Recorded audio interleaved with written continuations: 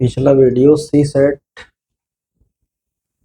Effects सी set Kaza पे बना था, जो कि होम्योपैथी का सबसे बड़ा आधार है। क्यों? क्योंकि दुनिया के सारे धर्मों में जो बात कही गई, सारे धर्म कहने का मेरा आशय एक ही है कि व्यक्तिगत एनलाइटमेंट के माध्यम से जो बात निकली है, जो सत्य निकला है, वो सारी बातें होम्योपैथिक मेडिसिन सेटिस्फाई करेगी। पिछले वीडियो में बताया था, डॉक्टर हनीमैन ने कहा कि ऐसा आज तक मेडिसिन के फील्ड में किसी ने नहीं सोचा।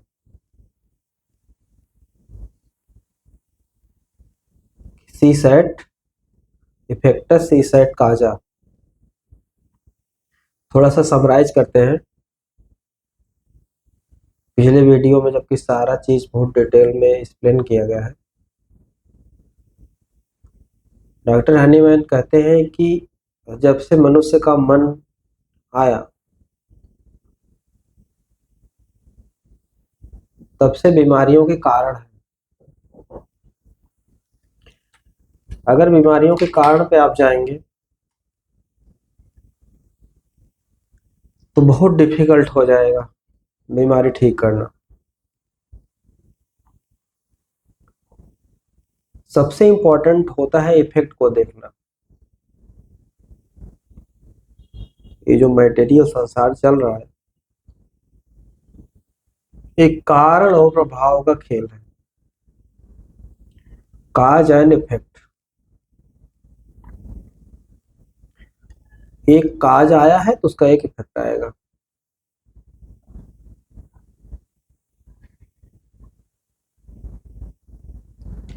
एक सीड कारण बनेगा एक ट्री के, ट्री एक इफेक्ट है।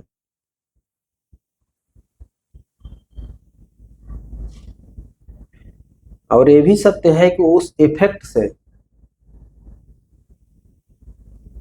फिर वो काज पैदा हो जाएगा। एक ट्री से बहुत सारे सीड पैदा हो जाएंगे। तो कारण और इफेक्ट की ये जो जटिलता है ना, बहुत डीप है, बहुत गहन है। पूरा नेचर का प्रोसेस इसी पे सब चल रहा है, काज and effect, cause and effect, एक सर्किल में सब कुछ चल रहा है। जब कोई व्यक्ति इस सर्किल से बाहर आ जाता है तो काज और इफेक्ट उसके ऊपर चलता तो है, लेकिन उसके ऊपर से ऐसे गुजर जाता है कि जैसे कोई इनलाइटेड व्यक्ति है तो कहीं से गाली अगर आई तो उसे इतना इफेक्ट नहीं करती है।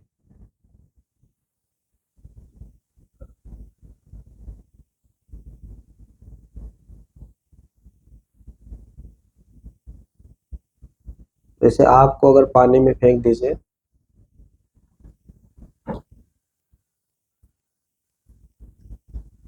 तो जब आग पानी में जाएगी तो बुझ के राख हो जाती है। इम्प्रेशन तो आ जाता है, पानी पे आग गिरेगी तो उसका इम्प्रेशन पानी पे थोड़ा बहुत आएगा, लेकिन वो इम्प्रेशन ये नेचर का नियम है। डॉक्टर हनीमैन होम्योपैथी में भी कहते हैं कि मेडिसिन अनकंडीशनल है, ये किसी को भी प्रभावित कर सकती है। कोई बीमार हो, कोई स्वस्थ हो, कोई इनलाइटेड हो, ये अनकंडीशनल प्रभावित करती है सबको। लेकिन अंतर क्या होता है कि जब कोई मानसिक और शारीरिक रूप से बीमार होता है तो अगर उसे वो प्रभावित कर रही है तो उसे बहुत लंबे समय तक प्रभावित कर जाती है। किसी की बात किसी को लग गई, चलती चली आ रही, 4 दिन 5 दिन हेट रेट की कंडीशन पैदा हुई, ये बीमारी की अवस्था है। लेकिन कोई वहीं पे इनलाइटेड व्यक्ति होगा तो उसे भी वो बात बहुत बाहरी तल पे थोड़ा सा छुएगी, लेकिन उसका इफेक्ट ज्यादा देर तक नहीं रहेगा। अनुभव में आ जाएगा ये घटना घटी, तो इफेक्ट तो हर जगह आएगा, लेकिन वो मानसिक पटल पे लंबे समय तक कोई उसका परिणाम नहीं होगा। इसलिए काज और इफेक्ट, एक सवाल पैदा होता है ना कि डॉक्टर हनीमैन अगर सत्य को उपलब्ध थे, डॉक्टर हनीमैन को अगर इतना गहरा नॉलेज हो गया था जीवन का, मेडिसिन का, बीमारियों का, तो उन्होंने जब अपने ऊपर दवा प्रूविंग करी तो उनको तो कोई प्रभाव नहीं पड़ना चाहिए था, वो तो इफेक्ट नहीं दिखाते मेडिसिन का। लेकिन वो बहुत सारे मेडिसिन अपने ऊपर देखे, उसका परिणाम क्या उनके साथ हुआ, उनका मेंटल, उनका फिजिकल कितना डेविएट हुआ नॉर्मल हेल्थ से, सब कुछ उन्हें फीलिंग आई। तो ऐसा नहीं है इस जगत में जो भी, हालांकि ये बात लाओसे ने भी बोली है कि इस दुनिया में कौन ऐसा है, चाहे कोई इनलाइटेड हो चाहे नहीं हो, कि बाहरी जो झंझावाते हैं, तूफाने हैं, काम क्रोध लोभ मोह अहंकार, ये सब सारी चीजें हैं, कौन सा ऐसा व्यक्ति है जो इससे प्रभावित नहीं होता। प्रभावित तो हर व्यक्ति हो रहा, लेकिन महत्वपूर्ण पहलू ये है कि कितनी देर तक उसका प्रभाव उसके ऊपर आ रहा। कोई इनलाइटेड है, उसका प्रभाव थोड़ी देर के लिए आएगा, उस सत्य के महासागर में वो चीज थोड़ा सा प्रभावित कर पाएगा। वही कोई व्यक्ति मानसिक और शारीरिक रूप से बीमार है तो उसके ऊपर, उसके मानसिक पटल पे बहुत लंबा प्रभाव बाहरी चीज छोड़ जाए, इतना अंतर। तो इंडिविजुअल इनलाइटमेंट क्या कहता है कि वो काज पे नहीं जाता, एक शर्त है कि जो इफेक्ट अभी आ रहा है, काज और इफेक्ट की बात हो रही है, जो इफेक्ट अभी आ रहा है उस इफेक्ट में टोटलिटी होनी चाहिए। सबसे बड़ी शर्त क्या है, उस इफेक्ट में अगर आप टोटल हो जाएंगे तो फिर काज ऑटोमेटिकली रिजॉल्व हो जाएगा।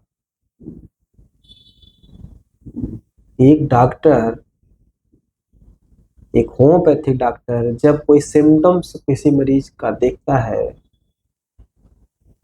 तो सिम्टम से काज की तरफ उसकी यात्रा, उसका माइंड, उसका ब्रेन, उसका विवेक एनालिसिस करेगा और जोड़ लेगा हर चीज को, ये सिम्टम आ रहा तो इसका रूट किस काज से, कहां से है। लेकिन मेनली एक्शन कहां पे हो रहा है, क्योंकि जीवन सदा प्रेजेंट में चल रहा है। जीवन ना तो फ्यूचर में चलता है ना तो पास्ट में चलता है, जो आपके हाथ में अभी जो मैकेनिज्म हो सिर्फ प्रेजेंट की है।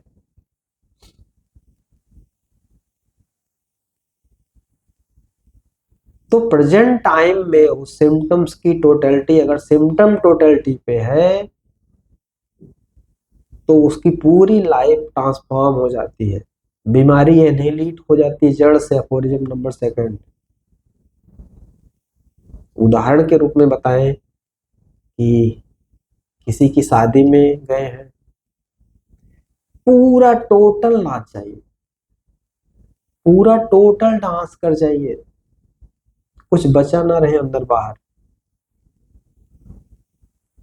ट्रांसफॉर्म हो जाएंगे। मतलब जो भी एक्शन कर रहे हैं उसमें टोटल हो जाइए। अब यहीं पे उपनिषद की गहरी बात आती है कि कोई भी एक्शन टोटल नहीं हो सकता, नियर अबाउट टोटल हो सकता है।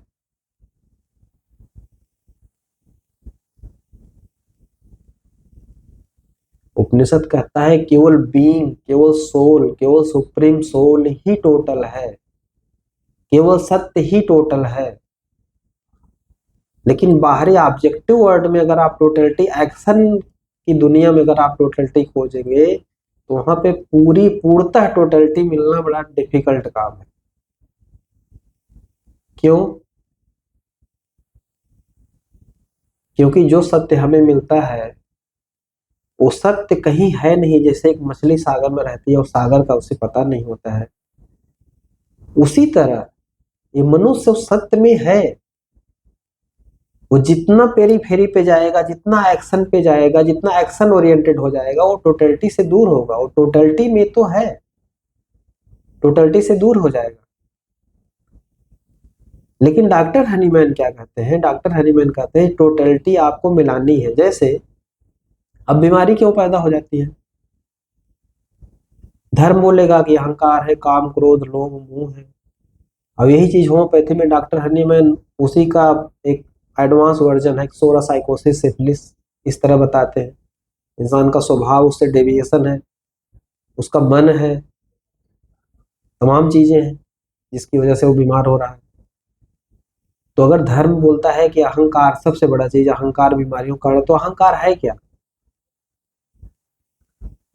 एक अंधकार की तरह है अहंकार, जो दिखता नहीं है, जो आपके सिर्फ आइडियाज में होते हैं, जो रियलिटी में नहीं होते।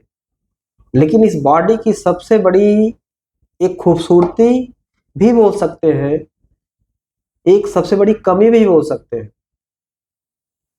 जैसे ज्योतिष कहता है कि जो चीज आपकी सबसे बड़ी कमजोरी है वही आपका सबसे बड़ा स्ट्रांग पॉइंट भी बनता है। तो अहंकार मनुष्य की सबसे बड़ी कमजोरी बनी। अब यही अहंकार मनुष्य के जीवन का सबसे स्ट्रांग पॉइंट बन गया कि इससे सफरिंग आई, और सफरिंग से उस रियलिटी, वो रियलिटी दिखनी शुरू हो गई। जो सच होता है उसकी रियलिटी बिना सफरिंग के नहीं दिखती है। तो जो आइडिया जनरेट हो जाते हैं, होते हैं मन में, एक जो भ्रम पैदा हुआ जिसकी कोई रियलिटी नहीं है, लेकिन उस रियलिटी को अगर माइंड ने पकड़ लिया तो माइंड के पकड़ने से बॉडी क्या करती है? बॉडी उस पर रिस्पांस देना शुरू कर देती है, रियल रिस्पांस देना शुरू कर देती है। इसलिए एक चीज ये बोल सकते हैं, ये जो हमारी बॉडी जो बनी है ना, बॉडी के साथ जो हमारा माइंड, मैकेनिकल माइंड भी है, एक डायनेमिसिटी आगे आएगी, इसको एक्सप्लेन करेंगे। तो बॉडी ज्यादा करके, बॉडी का फॉर्मेशन ही जो है ईगो और जो है एक नेचर के मिलन से हुआ है। बिना ईगो के इस बॉडी बन नहीं सकती। इसीलिए एक स्तर पे भी बोला जाता है कि जो कुछ ये मैटर दिख रहा है ये भी झूठा बोला जाता है, जो सदा के लिए है उसे सत्य बोला जाता है। यही कारण है बोलने का। तो बॉडी एक तो इस प्रकृति के साथ भी एक रिस्पांस देगी, जो हेल्थ का रिस्पांस है, स्वस्थ होने का रिस्पांस है, जीवन में आपकी समृद्धि का रिस्पांस है, गुड हैपनिंग का रिस्पांस है, सत्य का रिस्पांस है। वही जब आप एक भ्रम में होते हैं, आपका माइंड भ्रम में होता है, तो उस भ्रम की जबकि कोई रियलिटी नहीं, लेकिन ये बॉडी उसको रियलिस्टिक चीजों में कन्वर्ट करना शुरू कर देती है, हार्मोन के माध्यम से, एंजाइम के माध्यम से, न्यूरोट्रांसमीटर के माध्यम से। उसका दूसरा पहलू अब क्यों तैयार होता है, सोचिए। जबकि होम्योपैथी में बोला जाता है कि बीमारियां बीमारियां कुछ नहीं है, सिर्फ डिफेंस मैकेनिज्म है। आप एक रात नहीं सोए, अगले दिन आपका बीपी हाई हो जाएगा, नॉर्मल सा डिफेंस मैकेनिज्म है। बॉडी की जरूरत पड़ गई है, बहुत ज्यादा स्ट्रेस लेके घूम रहे हैं, बहुत ज्यादा लाइफ एकदम घिस घिस के चल रही है, डायबिटीज से सफर करेंगे, तो क्यों इतना कंज्यूम हो रहा है ग्लूकोज बॉडी में? ये आपका डिफेंस है, ये आपको बचा रहा है।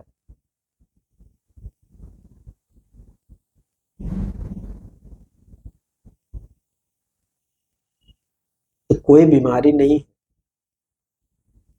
उस नेचर की मैकेनिज्म को समझिए कि आपके गलत आइडियाज पे, आपके अहंकार पे फिर भी वो आपकी बॉडी में एक ऐसी चीज जनरेट करके जो आपको सदा बचाने में कार्यरत है, उसे एलोपैथी बीमारी का नाम दे देती है। एक डिफेंस है, वो डिफेंस खत्म हो जाएगा जब आपके अंदर वो अहंकार हट जाएगा, वो आइडियाज हट जाएंगे। इसलिए बॉडी को नौकर बोला गया है, वो जस्ट मान लेती है जो आपका माइंड है। माइंड अच्छा सोचेगा, अच्छा हार्मोन बनाना शुरू कर देगी, बैलेंस बनेगा। आपका माइंड गलत दिशा में है, धारणाओं में है, रूढ़िवादी है, कांस्टेंट एंगर में है, घृणा में है, वैसे ही बॉडी उसके रिस्पांस में नेगेटिव हार्मोन बनाने शुरू कर देगी। वही हार्मोन जो अच्छे के काम करते हैं, वही हार्मोन बुरे के काम करने लगेंगे। किसी चीज की अति ही जहर है, इस जीवन में कुछ भी जहर नहीं, डॉक्टर हनीमैन कहते हैं। किसी चीज की कमी हो जाए, किसी चीज की अधिकता हो जाए, वही आपको डिसीज में डिसईज, सरलता से चीजें कॉम्प्लेक्स हो गई, असहज हो गई, बीमारी में चले गए आप।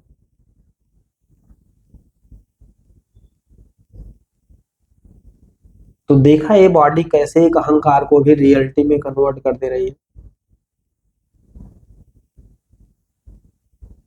वही दूसरा जो सबसे बड़ा इफेक्ट आ रहा है, जो सबसे बड़ा इफेक्ट आ रहा है, अहंकार का जो बॉडी रिस्पांस दे रहे डिजीज के रूप में इफेक्ट आ रहा है, तो डॉक्टर हनीमैन कहते हैं उसकी भी टोटलिटी बन सकती है, नियर अबाउट टोटलिटी बन जाएगी। हालांकि टोटलिटी उन्होंने बोला, धर्म कहता है कि केवल ऑब्जेक्टिव वर्ड में, केवल एक्शन पे, क्योंकि ऐसा हुआ कि जब इंसान नो एक्शन में गया, बुद्ध जब नो एक्शन में गए, नो डिजायर में गए, तब वो अपने बीइंग में आए, तब वो टोटल हो पाए इस प्रकृति के साथ, इस ब्रह्मांड के साथ, इस एग्जिस्टेंस के साथ।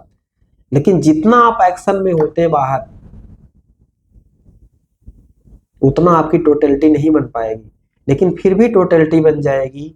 एक कहते हैं ना कि डूबते को तिनके का सहारा, बहुत गहरी मीनिंग है कि डॉक्टर हनीमैन की जो टोटलिटी बन रही है बीमारियों की, ये सारे सिम्टम्स को कलेक्ट करो, उससे आप जाओ कि कहीं से ऐसा दवाई सर्च करो जो दवाई ऐसा इफेक्ट दिखाई हो। प्लांट हो सकता है, मिनरल हो सकता है, एनिमल हो सकता है, नो सोर्स हो सकते हैं। सोचिए, अगर ये टोटलिटी कंसीडर नहीं होगी तो प्रकृति का hit back, law of reverse effect, कि एक माँ को पहला बेटा पैदा हुआ, अब दूसरा उसे बेटी चाहिए, लेकिन बेटी क्यों नहीं होती है, बेटों की लाइन क्यों लग जाती है? क्योंकि बार बार वो बेटी मांग रही है। जो चीज मांगा जाएगा अधूरा मांगा जाएगा, मांगे सदा अधूरी होती है ज्यादा करके, तो प्रकृति सदा हिट बैक करती है, जो आप मांगोगे उसका उल्टा मिलेगा। जीसस का वचन, जितना मांगोगे जो है वो भी छीन लिया जाएगा, नहीं मांगोगे तो सब कुछ दे दिया जाएगा। तो अगर टोटलिटी कंसीडर नहीं हुई इस इफेक्ट में, बिना टोटलिटी के अगर दवाई दी गई तो उसका रिवर्स इफेक्ट आएगा। कुछ दिन के लिए लगेगा बीमारी ठीक हो गई, जैसे एलोपैथी की दवाएं होती हैं, उसका रिवर्स इफेक्ट आएगा। तो डॉक्टर हनीमैन कहते हैं इस जो इफेक्ट आ रहा, आप काज को ढूंढते रह जाओगे जिंदगी में, बस इस जो प्रेजेंट टाइम में इफेक्ट आ रहा है इसकी टोटलिटी सर्च करो आप, और कहीं न कहीं से आप इस टोटलिटी को किसी मेडिसिन से मैचिंग कराओगे तो आप, इससे क्या होगा कि फिर वही नियम लागू हो जाएगा फिजिक्स का, रिजोनेंस, कि दो वस्तुओं की आवृत्तियां जब मिलती है ना तो आयाम सडन बढ़ जाता है, एनर्जी बढ़ जाती है, क्योर घट जाता है। होम्योपैथी कहती वही क्योर घट जाएगा।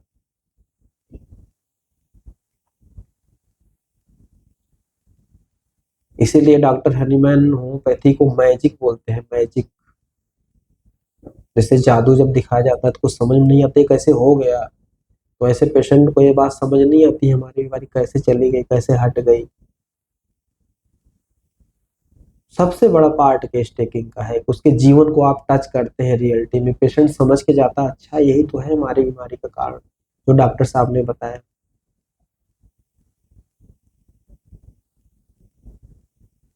फिर ये बात सबसे बड़ी, उस पर एक प्लस एक दवा भी टोटलिटी पे चले जा रही है। अगर टोटलिटी नहीं है किसी में है, आप सैडनेस में है सैडनेस को टोटल करिए, आप जो भी आपकी सिचुएशन है उसमें आप टोटल हो जाइए, उसमें आप टुकड़ों में न रहिए। एक बीमार पर्सनालिटी वही है जो टुकड़ों में होता है, उसका माइंड इतना ज्यादा भागों में बटा होता है कि एक लयबद्धता उसमें नहीं रहती। यही बीमारी है, किसी भी चीज में टोटल हो जाइए। क्यों नहीं जानवरों में इतनी बीमारियां हैं बताइए। दो डॉग्स में आपस में लड़ाई हो गई, सीधी लड़ाई हो जाएगी। लड़ा आया, हार्मोन बढ़ा, एड्रेनलिन बढ़ गया, सारे हार्मोन एक एग्रेशन में आ गए, फाइटिंग हो गई, एक जीत गया एक हार गया, वो चला जाएगा सीधे। मनुष्य के साथ क्या है, खूब गुस्सा अंदर, आपकी बता देंगे, आपकी देख लेंगे। इतना हार्मोन तो आपने सेक्रेट करवा दिया बॉडी से। बॉडी कभी कभी गुस्साती माइंड के ऊपर, तुम हमसे करवाना क्या चाहते हो। इतना एड्रेनलिन हार्मोन बन गया, फिर बाद में डिसीजन के लिए नहीं छोड़ो आज जाने तो नहीं लड़ते, कहाँ जाएगा बताइए। एक्स्ट्रा हो जाएगा, फिर कहीं जीआईटिस निकलेगा, कभी यूरिनरी ट्रैक्ट से निकलेगा, यूरिनरी ट्रैक्ट से निकलेगा वहां यूटीआई करवा देगा, जीआईटिस निकलेगा टाइफाइड करवा देगा, पेट दर्द करवा देगा। क्या है,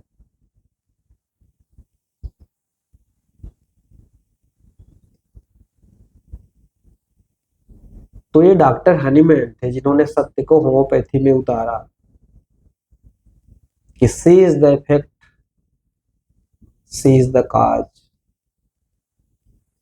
प्रेजेंट टाइम में बिना शर्त टोटल अभी हो जाइए।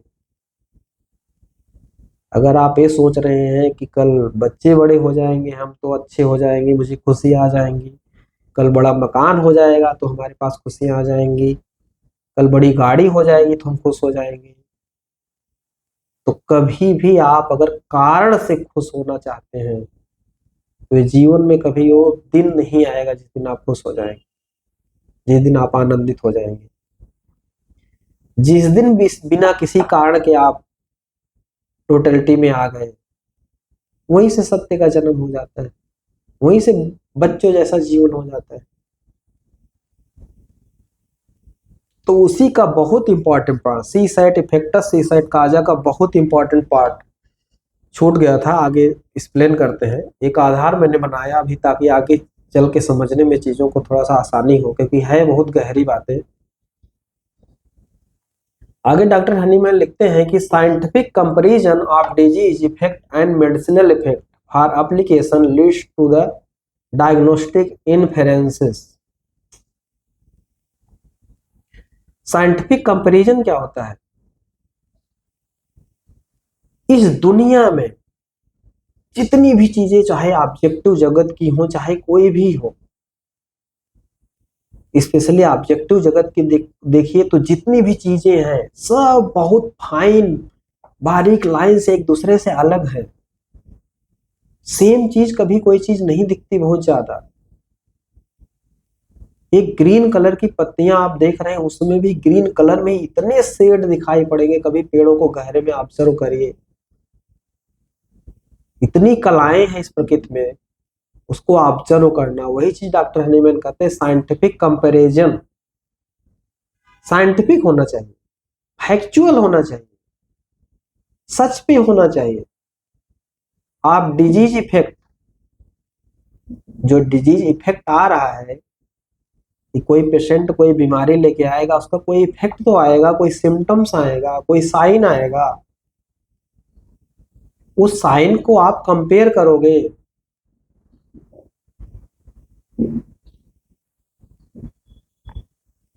चार पेशेंट आ गए आपके पास डायबिटीज लेके, तो डायबिटीज एक बीमारी, फिर उसमें कोई सिम्टम्स सब अलग अलग दे रहे होंगे।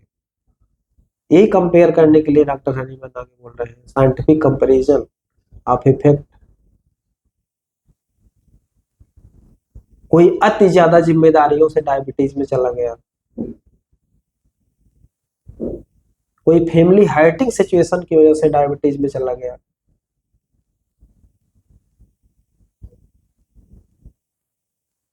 कोई बहुत ज्यादा आगे बढ़ने के चक्कर में डायबिटीज में चला गया कि कितना जल्दी कितना महान हो जाओ इस दुनिया में, कोई किसी के पीछे करने के चक्कर में आगे चला गया। हालांकि इस संसार की यात्रा एक दूसरे को पीछे करने की ही है, वो किस टॉपिक पे पीछे करना चाहता है ये अलग अलग हो सकता है। हमारी प्रॉपर्टी ज्यादा होगी, हमारे परिवार, किसी के लिए हमारे परिवार बहुत अच्छे होंगे दुनिया में।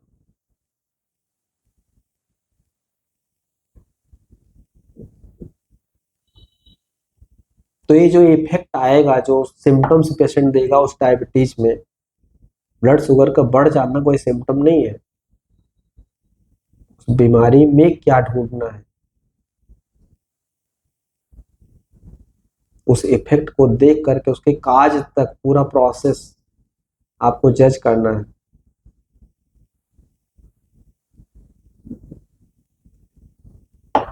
फॉर एप्लीकेशन लिखे हैं, मेडिसिनल इफेक्ट फॉर एप्लीकेशन की अप्लाई आप कैसे करोगे, लिस्ट to the diagnostic inferences. Diagnosis तभी बनेगी, एक शब्द आएगा डायग्नोस्टिक इन्फेरेंसेस। डायग्नोस्टिक इन्फेरेंस की मीनिंग है, इंग्लिश मीनिंग देखा जाए, गूगल आप करेंगे तो इसमें मिलेगा diagnostic inference is the process of generating and evaluating causal process. जो काजल प्रोसेस है, जो काज है, जो प्रोसेस चल रहा है, टू एक्सप्लेन ऑब्जर्व आउटकम और evidence, it involve reasoning from effect to cause. इसमें ऐसी रीजनिंग इन्वॉल्व हो रही है फ्रॉम इफेक्ट टू काज। अभी जो प्रेजेंट का इफेक्ट आ रहा है उसको सिम्टम्स के रूप में, उसको पकड़ के उसके काज तक, उसके रूट तक आप जाएंगे।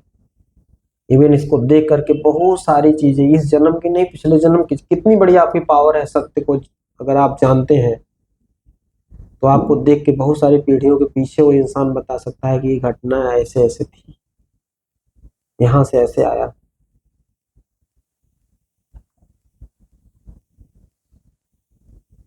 इसकी मम्मी की सिचुएशन प्रेगनेंसी में ऐसी थी कि इसने न तो किसी परिवार वालों को सुनना चाहा, न तो कुछ बोलना चाहा, अंदर अंदर लेके घुटती रही।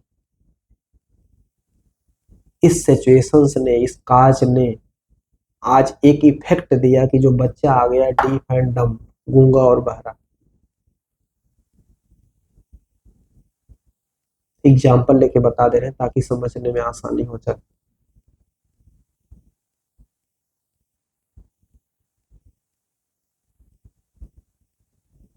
एक ऑटिज्म में गया बच्चा, अभी नो सोशल कांटेक्ट, माँ बाप से कोई आई कांटेक्ट नहीं कर रहा है, 24 घंटे माँ बाप उसके ऊपर ध्यान। एक कंप्लेन माँ बाप की होती, डॉक्टर साहब संभालना इसको बड़ा कठिन।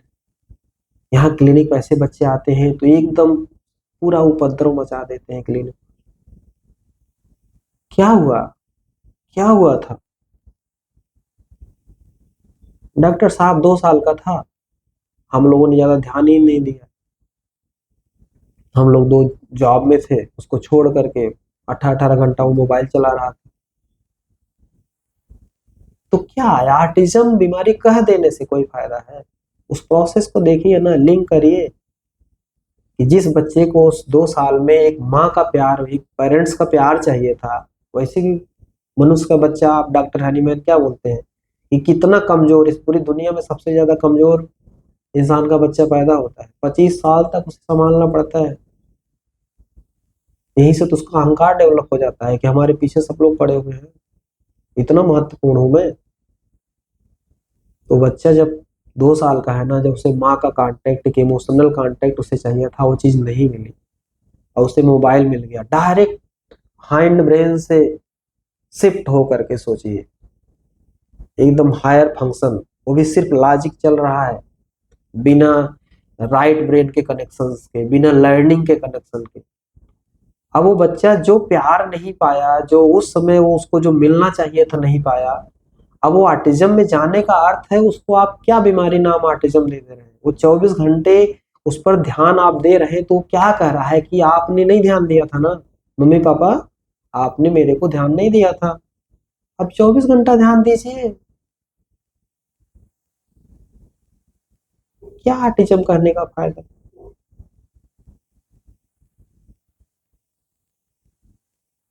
तो कैसे मान लीजिए कि कई अगर हमारे पास ऐसे केस आवे तो उसके रूट पे जब हम जाते तो यहीं से एक फाइन लाइन अंतर की बनती है। डिफरेंट है हर केस, हर ऑटिज्म भी सेम नहीं है।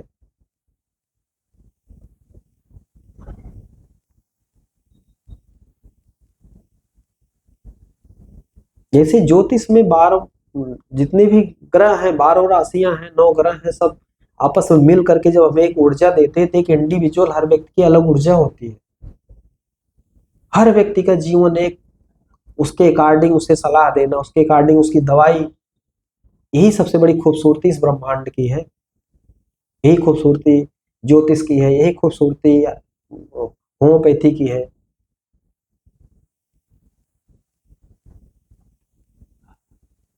तो डायग्नोस्टिक इन्फरेंस कैसे बनेगा कि इफेक्ट से काज की तरफ जो आपका प्रोसेस है, as oppose to predictive causal inference which is reasoning from cause to effect. इसका उल्टा क्या होता है, कभी कभी काज से इफेक्ट पे जाया जाता है, वो थोड़ा डिफिकल्ट है, अनकॉमन है। इसीलिए अगर यहीं पे देखें, अगर इन्फ्लुएंस शब्द डिटेल में समझना है तो आ, बोला है पतंजलि, पतंजलि ने बोला है कि संत, बहुत बड़े संत, कि उन्होंने बोला कि राइट नॉलेज के 3 सोर्स हैं दुनिया में, राइट नॉलेज के 3 सोर्स हैं। पहला सोर्स उन्होंने बोला प्रत्यक्ष, जो जो डायरेक्ट दिख रहा है, जो प्रत्यक्ष है, जो तथ्य है, जो फैक्ट है, और बिना किसी माध्यम के जब आप उसे देख ले जाते हैं। जैसे जितने भी इनलाइटेड व्यक्ति इस दुनिया में हुए, बुद्ध, कबीर, मीरा, जितने भी नाम आएंगे, आई एक भले माध्यम छोटा सा बन जाती है, वो रूट देती है, वो भी माध्यम नहीं है देखने का।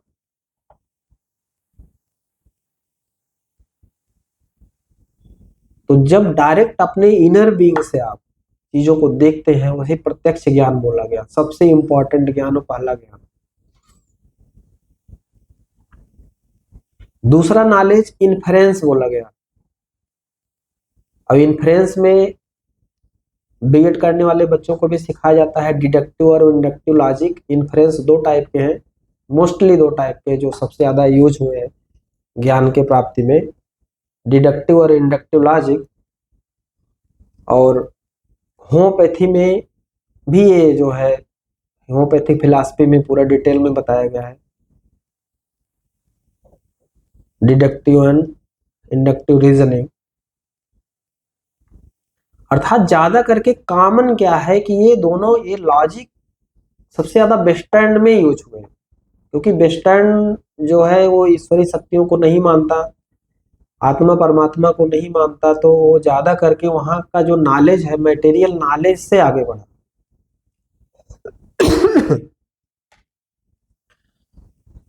तो मटेरियल को, जैसे डॉक्टर हनीमैन क्या थे कि 12 साल तक लगातार लैब में पड़े रहे, पूरा केमिकल प्रोसेस, शरीर को देखना, बीमारियों को देखना, लगातार लगी रहे, जोड़ते रहे कि क्यों हो रहा है, कैसे हो रहा है। तो बेसिकली इसलिए होम्योपैथी में जो लॉजिक यूज किया जाता है सबसे ज्यादा, डॉक्टर हनीमैन ने जो यूज किया वो इंडक्टिव लॉजिक, मतलब छोटे छोटे कंक्लूजन से धीरे धीरे धीरे धीरे धीरे धीरे धीरे सत्य को जान गए, इंडक्टिव लॉजिक इसे कहा जाता है। खोजते खोजते चाइना अपने ऊपर प्रयोग किया तो वहीं पे सबसे बड़ी क्रांति आ गई कि देखते देखते मेडिसिन अपने ऊपर देखते हैं क्या प्रभाव लाती है। उसने प्रभाव लाया, फिर एक जनरल रूल होम्योपैथी का देखिए बन गया, सिमिलिया सेमिबस क्योरेंटर।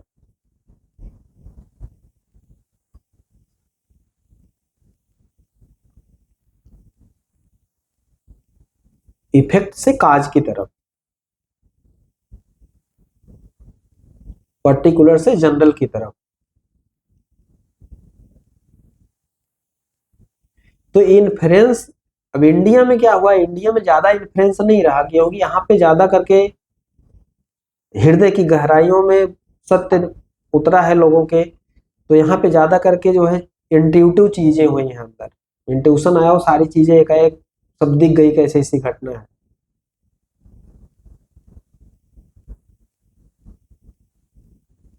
तो इसलिए इन्फ्लुएंसेस के माध्यम से दुनिया में, हालांकि इन्फ्लुएंस भी कोई जरूरी नहीं है, उसमें से अगर 100 लोग इन्फ्लुएंस के माध्यम से चल रहे हैं तो एक दो उसमें से सत्य को उपलब्ध हो रहे हैं, बाकी सब। अब आइंस्टाइन जैसा वैज्ञानिक भी अगर बोल रहा है कि मैं इस दुनिया में जो है सिर्फ मटेरियल जगत को थोड़ा बहुत जान पाया, जीवन को नहीं जान पाया, तो आप सोच सकते हैं कि इन्फ्लुएंस भी इंसान को कहाँ लेके जाता है। बहुत डिफिकल्ट है कहना कि इन्फ्लुएंस के रास्ते चल के भी सत्य को लोग उपलब्ध हो जाएंगे। तो ये दूसरा है जो डॉक्टर हनीमैन का सोर्स था नॉलेज का। राइट नॉलेज डॉक्टर हनीमैन का कहां से आया, इन्फ्लुएंसेस से आया।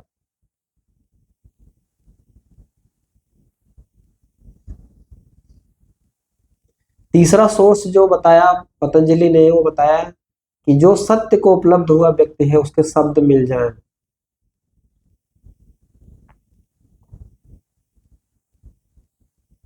जैसे मेरी कैटेगरी है कि जीवन में संघर्ष बहुत रहा, हालांकि कभी किसी जमाने में उस संघर्ष को मैं, शुरुआती दौर में, कि इतना संघर्ष मेरे साथ रहा, अब उस पर रोना रोना नहीं होता।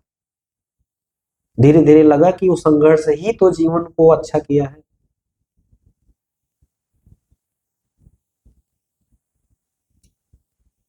राम को 14 साल का वनवास हो रहा है, तो उनको ये नहीं लग रहा कि इतना बड़ा संघर्ष मेरी लाइफ में आ रहा है, उनको ये लग रहा कि चलो एक नया जीवन देखते हैं, जंगल में कैसे जिया जाता है, कैसे रहा जाएगा वहां पे।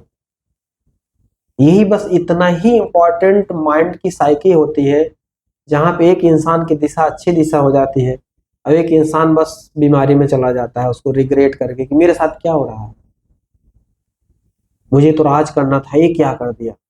नहीं, स्वीकार है। तो संघर्ष एक आनंद वही बन जाता है।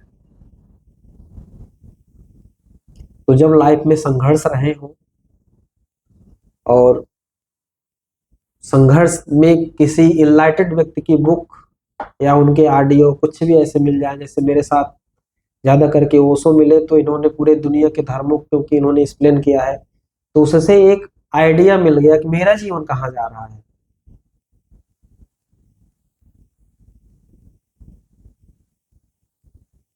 एक मानचित्र मिल गया, एक डायरेक्शन मिल गई।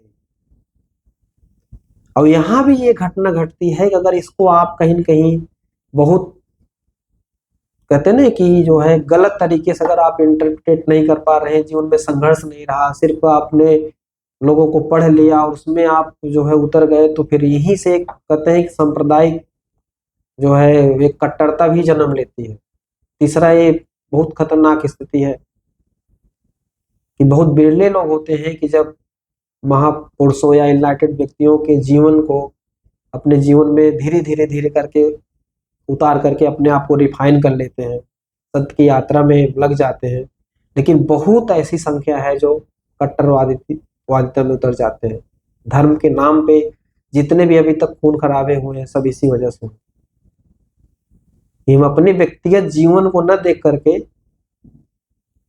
उसको ऊपर से शब्दों को ले लेते हैं और आपस में लड़ने लगते हैं। तो तीन, एक राइट नॉलेज का तीन सोर्स है।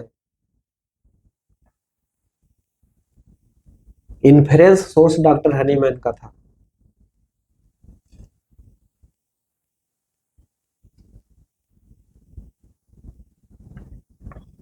अब इन्फ्रेंस में इंडक्टिव लॉजिक,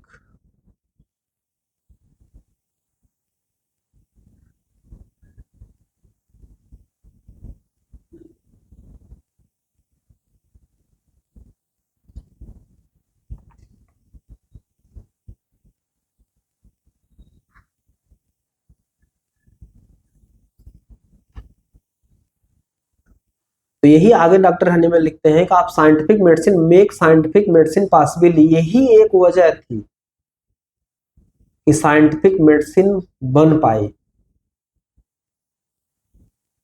जिसका इफेक्ट टोटलिटी पे कंसीडर किया गया, जहां पे रिएक्शन बहुत कम आया। जब टोटलिटी पे कोई चीज नेचर पे कसौटी पे खरा उतरेगा तो वहां पे उसका रिएक्शन बहुत कम आएगा, ना के बराबर रिएक्शन आएगा। होम्योपैथी कहते साइड इफेक्ट नहीं है क्योंकि टोटलिटी पे है।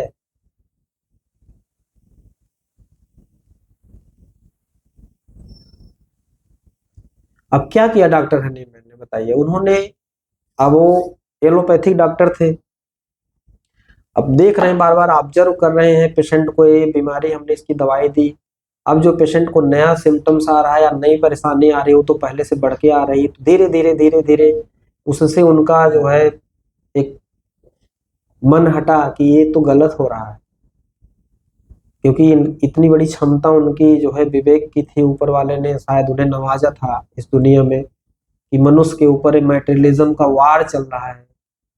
एक कहते हैं ना बहुत बड़ी जब आताताई शक्तियां दुनिया में होती हैं तो कहीं न कहीं कुछ उसी के एवज में प्रकृति कुछ ऐसी आत्माओं को जन्म देती है जो शायद उस चीज को करेक्ट करने का प्रयास करते हैं कि इतनी दवाई नहीं चाहिए, डॉक्टर हनीमैन ने कहा। तो डॉक्टर हनीमैन ने क्या किया कि वो देखे कि जैसे क्यूनीन यूज की जाती है, सिनकोना एक पौधा है, बहुत ही कड़वी उसकी छाल का जो उसका जूस होता है बहुत कड़वा होता है। अक्सर जब मलेरिया किसी को होता है तो एलोपैथिक डॉक्टर बोलते हैं कि इस दवाई को जो है दूध में लेना है।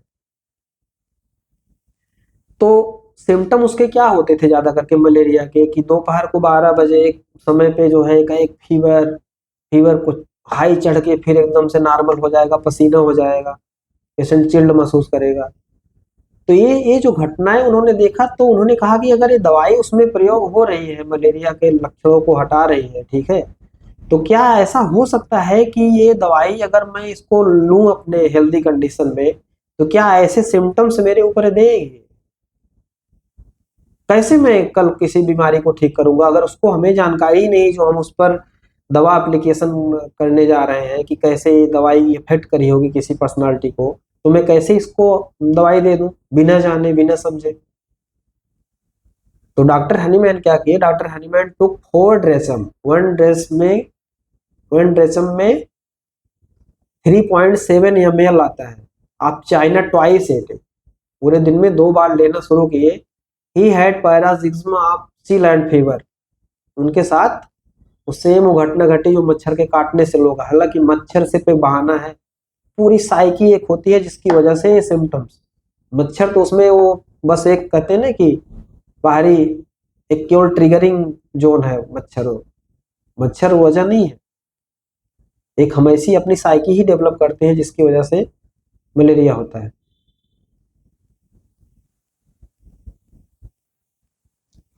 In his practice as a physician, he had seen similar paroxysm of seal and fever. अपनी प्रैक्टिस में उन्होंने सेम चीजें देखी थी, सरप्राइज हो गए कि क्या हो रहा है। कई बार उन्होंने अपने ऊपर प्रयोग किए, अपने जानने वालों के ऊपर प्रयोग किए, कहीं ऐसा नहीं चलो मच्छर के काटने से हो रहा है, जबकि जैसे कि धाड़ एलोपैथी में बन गई कि अच्छा मच्छर काटने से मलेरिया होता है, लेकिन लगभग लोगों ने सिम्टम्स दिए।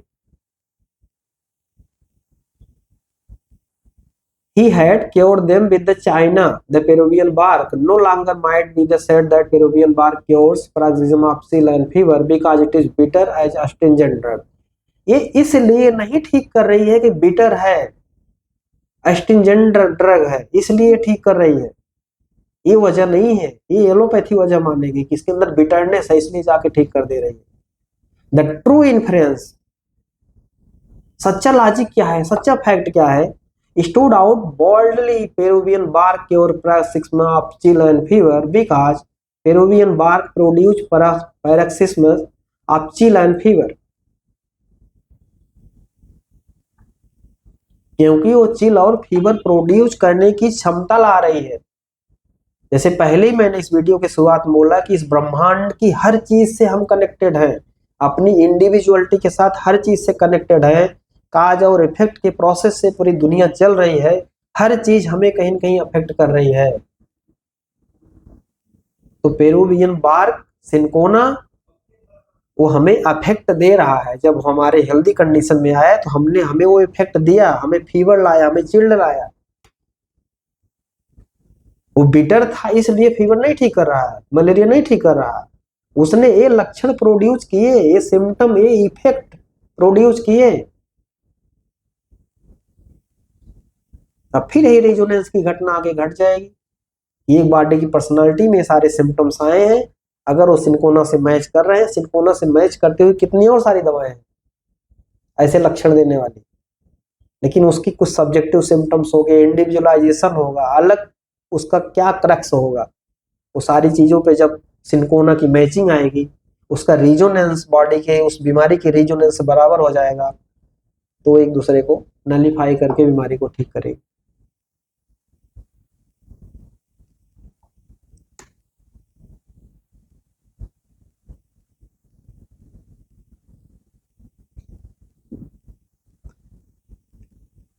आगे लिखते हैं the necessity for the methodical systematic discovery of the medicinal property of the drug was made apparent clear. प्रत्यक्ष, अपैरेंट का मतलब जो क्लियर होता है, एकदम प्रत्यक्ष है। He who says that Honeyman should not have experiment on himself but on dog or cat or rat mice has not entered the school of scientific logic। कुछ लोग ऐसा उसी समय थे, क्योंकि जब जब सत्य इस दुनिया में जन्म लेता है तो उसके साथ आतताई शक्तियां भी जागृत हो जाती हैं, उनके ईगो को ठेस पहुंचने लगता है कि ये व्यक्ति अलग कैसे क्या दे सकता है, तो हमारे मन और बुद्धि में चीजें आ ही नहीं रही। क्योंकि सत्य जिस जमाने में किसी व्यक्ति के द्वारा बोला जाएगा सदा नया ही बोला जाएगा। सत्य तो हमेशा वही सेम है, लेकिन इंडिविजुअल पर्सनालिटी से आने पे सत्य बदला हुआ रहता है, इसलिए हम उसको ग्रैस्प नहीं कर पाते।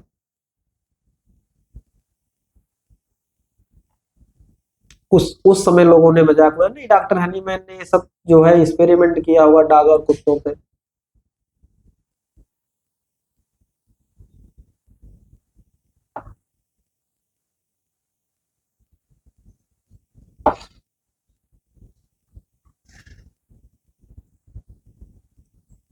तो चाइना की जब प्रूविंग की गई उसमें देखिए, अब डॉक्टर हनीमैन कहते हैं कि जब एलोपैथी की प्रूविंग होती है तो डॉग्स पे होती है, कैट पे होती है, रैट पे होती है। तो डॉक्टर हनीमैन का कहना है कि ये जो प्रूविंग एलोपैथिक दवाओं की, ड्रग्स की जानवरों पे हो रही है, क्या जानवर और मनुष्य में अंतर नहीं है? सबसे बड़ा होम्योपैथी और एलोपैथी का अंतर है, ये बेस है कि वो तो सिर्फ साइन दिखाएगा, थोड़ा सा माइक्रोस्कोप से फिजियोलॉजिकल चेंजेस देख सकते हैं जरा सा।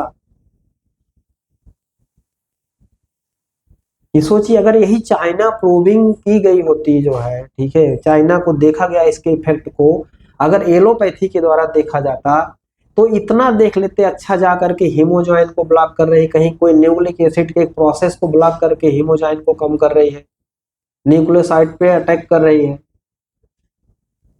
तो कुछ इस तरह की फिजियोलॉजी, क्योंकि हर मेडिसिन की उनकी अपनी फार्मेकोलॉजी है कि कहाँ पे जाके कौन से फिजियोलॉजिकल एक्शन को ब्लॉक कर रही है, कि इन्फ्लामेशन का जो प्रोसेस चल रहा है उसमें कौन से स्टेज पे कौन सी दवा पैरासीटामॉल जा रही है तो कहाँ ब्लॉक कर देगी, अर्थात उसका एक्शन लोकल है एक छोटे से पॉइंट पे। तो यही बोला गया ना, सत्य बोलता है जब टोटलिटी पे आप किसी चीज को कंसीडर नहीं करते तो उसका रिवर्स इफेक्ट झेलने के लिए तैयार रहिएगा, इसीलिए वो बीमारी हट के उसके बड़ी बीमारी पकड़ती चली जाती है, एक बड़ी से बड़ी, क्योंकि आप टोटल पे कंसीडर नहीं करते उसको।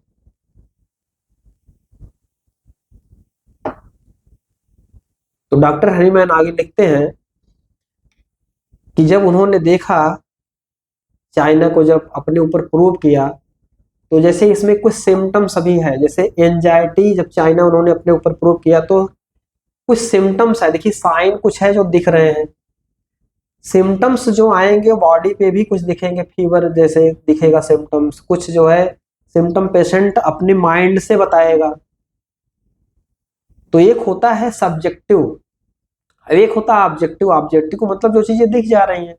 अब सब्जेक्टिव का मतलब होता है कि जो चीज आपके मन का फील्ड है। सब्जेक्ट मतलब आपके जो मन का फील्ड है, जो आपके आइडियाज का फील्ड है, जो आपके मन की सारी बातें आएंगी इसमें, सब्जेक्टिव में स्पेशली।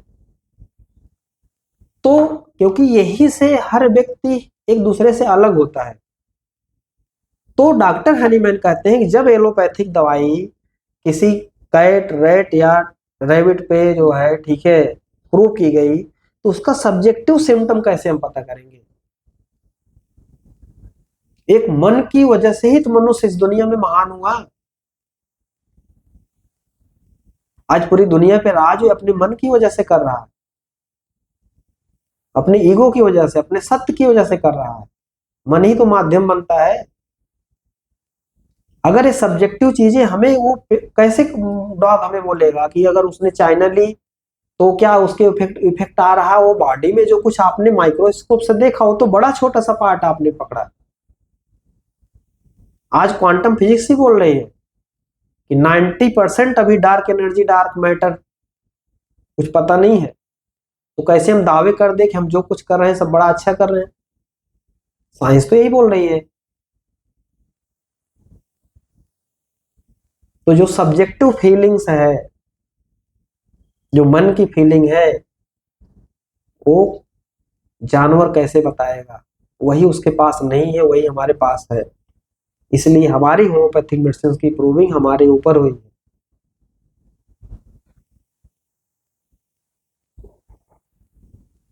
इतना बड़ा अंतर है। अब क्या इफेक्ट लाई दवाई, सोचिए। जैसे डॉक्टर हनीमैन ने लिया तो सब्जेक्टिव क्या इफेक्ट आया? लिखा है एंजाइटी फीवर ड्यूरिंग 21 मेडिसिन उसमें पड़ी हुई है इंक्लूडिंग चाइना। अर्थात मेडिसिन तो बहुत सारी प्रूविंग में आई है। फीवर तो बहुत सारी मेडिसिन ने प्रोड्यूस किया, लेकिन फीवर के समय एंजाइटी बहुत ज्यादा हो रही है। मात्र 21 दवाएं हैं, उसमें चाइना भी एक दवाई है। अर्थात अगर ये सिम्टम पेशेंट बता रहा है डॉक्टर साहब इतनी बेचैनी हो रही है, इतनी एंजाइटी, इतनी चिंता हो रही है उस बुखार में, तो अब 21 दवाएं हैं, इसमें से कैसे हम चाइना पे पहुंचेंगे? तो चाइना के और सारे सिम्टम्स जो महसूस किए गए, जो इफेक्ट में आए। दूसरा, एंजाइटी फीवर बिफोर, मात्र 4 मेडिसिन है। फीवर के समय तो चलिए ठीक है 21 है, लेकिन फीवर के पहले उसको जो इतनी एंजाइटी हो रही है, उसमें 4 मेडिसिन सिर्फ आ गई। अब एक दवाई पे पहुंचना कठिन, आसान हो जाएगा। अगला, anxiety palpitation with fever before, fever के पहले पाल्पिटेशन दिख रहा है चाइना में। 3 दवाएं पड़ी हैं, एक चाइना भी है इसमें। चायोटिक फीवर ड्यूरिंग, चायोटिक बिहेवियर हो गया, कहा कोई रिदम नहीं बॉडी का, किधर बॉडी चली जाए, किसको मार दे, माइंड किधर चला जाए, क्या पागलपन आ जाए। इसमें 8 मेडिसिन केवल पड़ी हुई, सोचिए। अभी तो 99-100 के करीब अच्छी अच्छी मेडिसिन अभी इफेक्ट उनके जान लिए गए। इसमें सिर्फ 8 मेडिसिन पड़ी हैं जिनका बिहेवियर फीवर के दौरान चायोटिक हो जाता है। Fancies exaltation fever during 18 medicine, बहुत ख्याली पुलाव आने लगेंगे फीवर के समय। मैडनेस फीवर ड्यूरिंग, पागलपन हो जाना, सिर्फ सिंगल एक दवाई। ये सबसे इंपॉर्टेंट अनकॉमन पिक्यूलियर सिम्टम है चाइना का। मात्र चाइना एक ऐसी दवाई है, जितनी अभी तक दवाई प्रूव हुई है, उसमें फीवर के दौरान पागलपन आ जाना है चाइना। अगर ऐसा सिम्टम दिख गया तो आप चाइना पे आंख मूंद के जा सकते हैं। इसीलिए इफेक्ट जाने गए कि कोई दवाई हमारे ऊपर क्या इफेक्ट ला रही है। सारी दवाओं के इफेक्ट मनुष्य के ऊपर जाने गए। कितने महान रहे होंगे जो उन्होंने आर्निका की प्रूविंग करी होगी, लैकेसिस जहर की प्रूविंग अपने ऊपर की, अपने जीवन को रिस्क में डाल के। ये होती मानवता, ये होता समर्पण मानवता के लिए।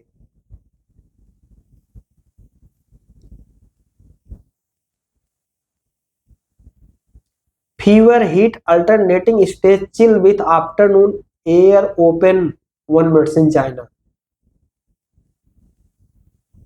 कि फीवर आया, हीट, इसके बाद अल्टरनेट स्टेज पे चिल आया, और दोपहर को एयर ओपन एयर में ये घटना घट रही है। ये सबसे पेक्यूलियर मात्र एक मेडिसिन चाइना। अर्थात ये जो सब्जेक्टिव सिम्टम्स आए हैं, इससे हम मेडिसिन को एक दूसरे से अलग करेंगे। यहीं पे हमारी इंडिविजुअलिटी है। ये जानवर कैसे बताएगा?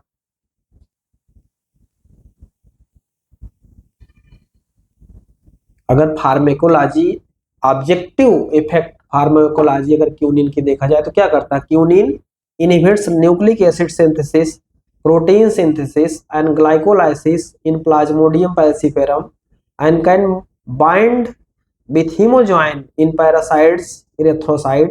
However, the precise mechanism of the antimalarial activity of quinine sulfate is not completely understood. वो भी बोल रहे हैं इतना जान के, इतना जो फिजियोलॉजी हो जाने की कहाँ काम कर रही है, इसके आगे लिखते हैं कि बहुत बड़ी चीज हो सकती है लेकिन अभी तक पूरी जानी नहीं गई।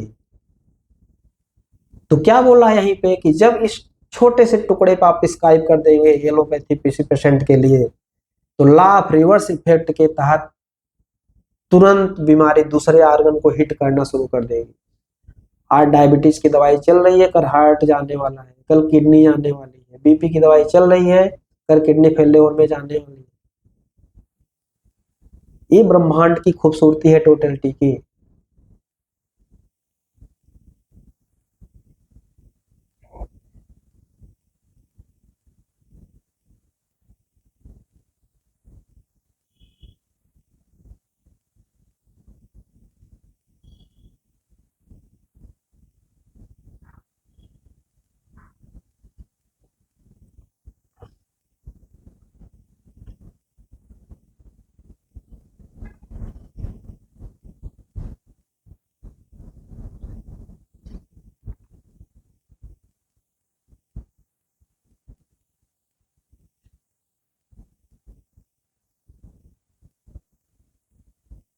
जैसे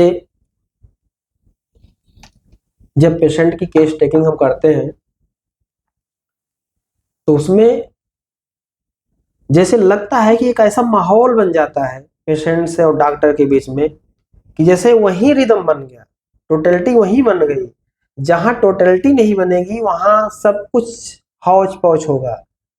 डॉक्टर भी अंदर से डाउट में होगा कि अरे लगता है कि ठीक नहीं हो पाएगा, उसके चेहरे पे आ जाएगा।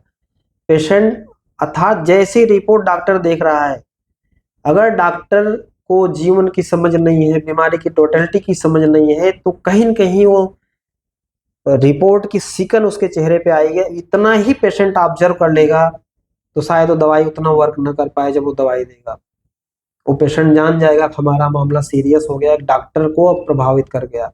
लेकिन होम्योपैथी की राइट केस टेकिंग में एक ऐसी रिदम यहाँ पे क्लिनिक में सिचुएशन बनती है कि वहाँ डॉक्टर भी हल्का हो जाएगा, वहाँ पेशेंट भी हल्का हो जाएगा। अक्सर लोग बोलते हैं, पेशेंट ही बोलते हैं कि डॉक्टर साहब जब क्लिनिक से में कोई अंदर जाता है तो बड़े दुख में जाता है, लेकिन जब यहाँ से निकलता है तो हंसते हुए निकलता है। ये ही इफेक्ट है राइट केस टेकिंग का।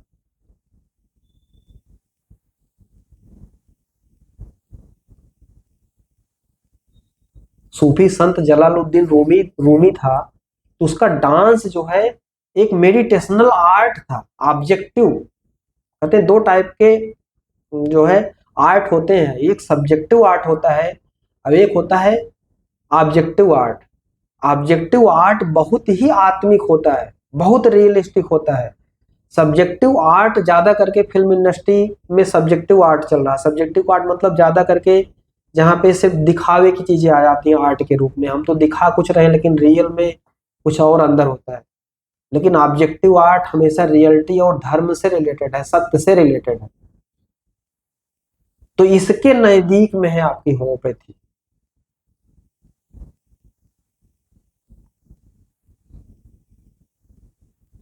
अब यही बात अगर आज जोड़े साइंस से जोड़े तो जो है क्वांटम इंटेंजलमेंट, तो everything is literally connected and here why a principle known as quantum entanglement in this mysterious phenomena particle no matter their distance mimic each other movement. It's so perplexing. It even puzzled Einstein. He called it spooky action at a distance. Now rewind to before a Big Bang, when everything was a single unified point.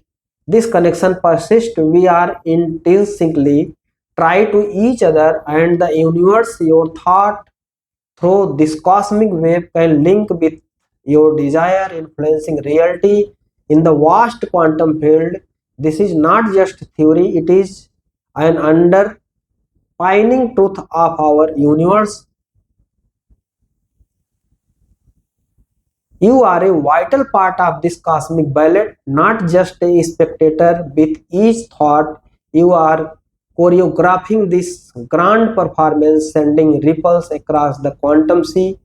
This power in your mind is not to underestimate, so think wisely and set your desire manifest in this interconnected universe. 1950 की एक बहुत महत्वपूर्ण खोज आई, उसमें cosmic chemistry की बात करी। पूरा ब्रह्मांड आपस में जुड़ा हुआ है। हमारी बॉडी एक ऑर्गेनिक यूनिटी है, एक कॉस्मिक केमिस्ट्री से आपस में सब कुछ जुड़ा हुआ है।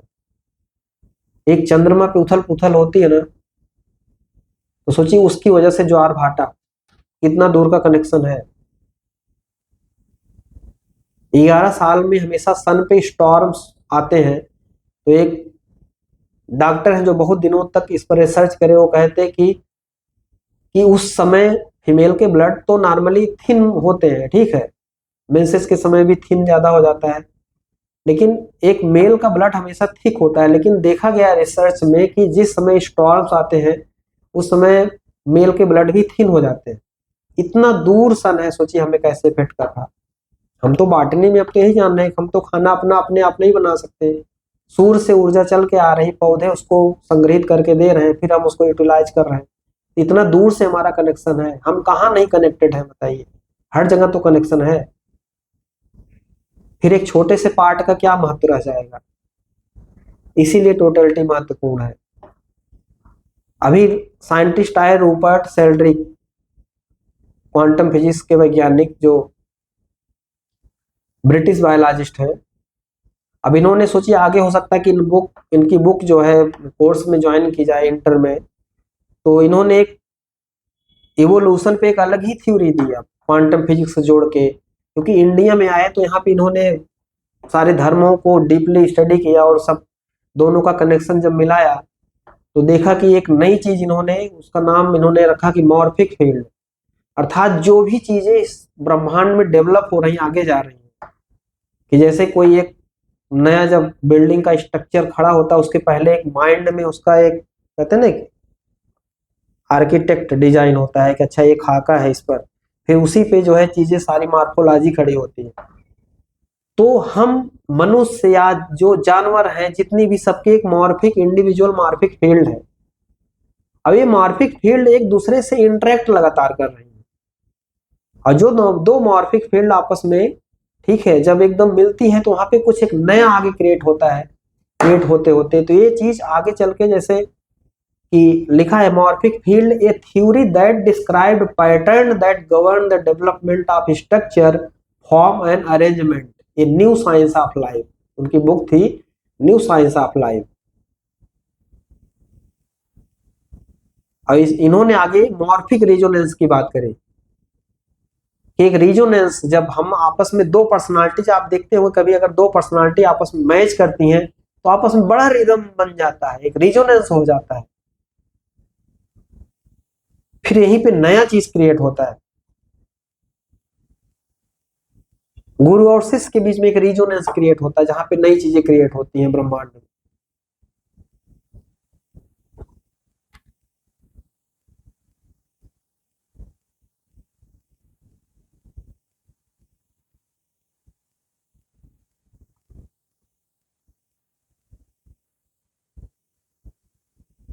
तो ये डॉक्टर हनीमैन ने ये बात अपने इंट्रोडक्टरी पार्ट में ऑर्गेनान में सारी बातें लिखी कि मेन थीम यही था कि इफेक्ट को आप फोकस करिए। काज बहुत लंबा है, काज आप समझ जाएंगे, चीजों को जोड़ेंगे तो चीजें समझ में आएंगी काज क्या है। इतनी बातें सुन के पेशेंट को भी जीवन की रियलिटी पता चलेगी, पेशेंट समझेगा, दवाई उस पर और ज्यादा एक्शन करेंगी, पेशेंट ठीक होगा। हाँ, इतने में भी कभी कभी आगे चल के सिचुएशंस आती है, एक पेशेंट के केस आज के जमाने में थोड़ा सा लंबे चलते हैं, कोई केस अटक जाता, नहीं भी ठीक हो जाता, बहुत सारे रीजंस हैं, आगे चल के धीरे धीरे एक्सप्लेन किया जाएगा क्यों ऐसा होता है। डॉक्टर हनीमैन ने कोई चीज छोड़ा नहीं है जो उन्होंने ना बताया हो।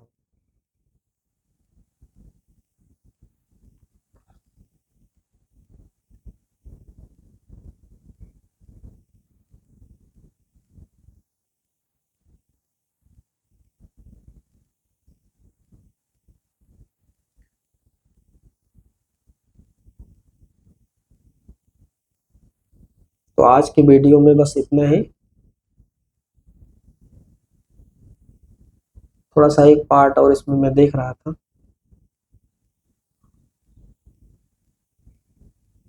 Right knowledge.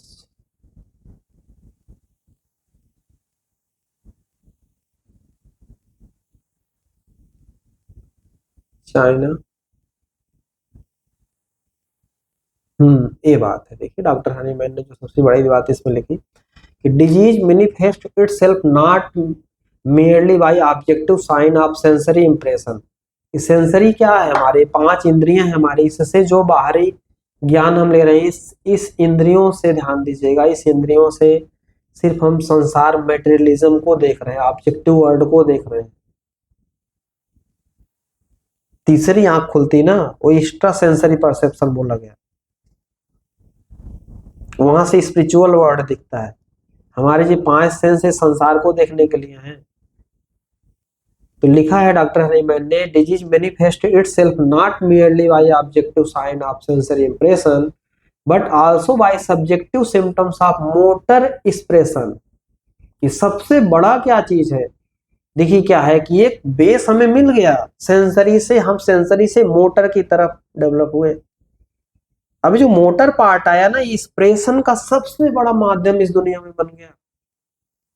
ये जो विवेक कहा गया ना, विवेक, विवेक ने इस दुनिया को, कहते ना कि सोल वही है, सोल पे आपका ये विवेक आ गया तो आप नई चीज क्रिएट कर देंगे इस दुनिया के लिए, जैसे डॉक्टर हनीमैन ने कर दिया। जितने भी सत्य को उपलब्ध हुए लोग वो सब कर दिए। लेकिन अगर आप चाहो तो इतनी बड़ी चीज को न यूज करके आप फिर जानवर हो जाओ, ये आपके ऊपर डिपेंड है। तो कितनी बड़ी बात देखिए डॉक्टर हनीमैन कह रहे हैं कि सिर्फ ऑब्जेक्टिव साइन जो होते हैं वही मैनिफेस्ट नहीं होते डिजीज में, वही इंप्रेशन नहीं है, but also by subjective symptoms of motor expression can the human experimenter record the subjective feeling of dog and cat and red mice can not communicate to his understanding their subjective feelings.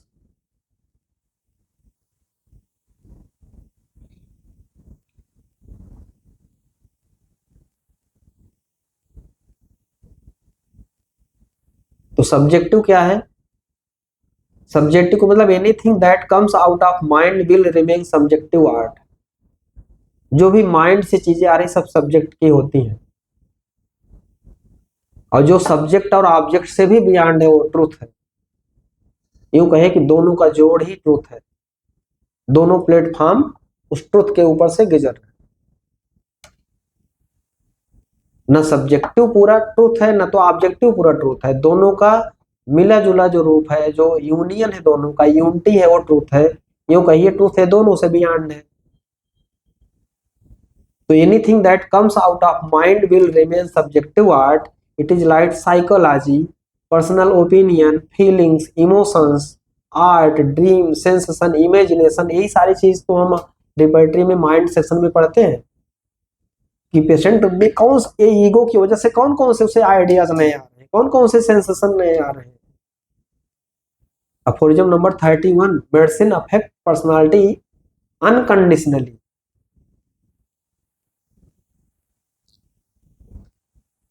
क्योंकि दो type के art होते हैं, एक subjective art होता है, मैंने अभी बताया कुछ देर पहले कि जो माइंड से आ रहा सब्जेक्टिव आर्ट होगा, और ऑब्जेक्टिव आर्ट वो भी जो बहुत फैक्चुअल है, बहुत रियलिस्टिक है, ये बहुत सच्चे लोगों के अंदर से निकलता है वो ऑब्जेक्टिव आर्ट।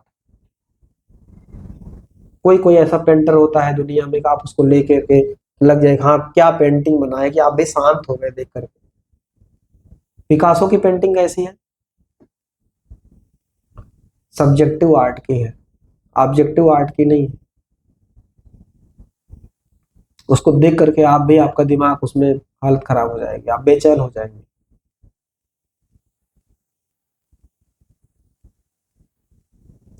तो स्पिरिचुअलिटी ऑब्जेक्ट और सब्जेक्ट के बियॉन्ड होती है।